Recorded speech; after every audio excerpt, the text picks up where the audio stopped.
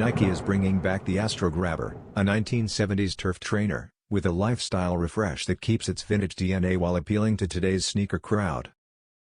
The silhouette drops this fall in soft yellow and aluminum, both crafted from premium nubuck with tonal midsoles.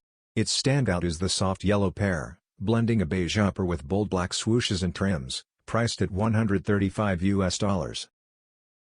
Staying true to its roots, Nike retained the cleated rubber outsole, giving a nod to its original turf purpose while adapting it for daily wear. The revival reflects Nike's ongoing strategy of reintroducing archival models in modern form, striking a balance between nostalgia and fresh construction.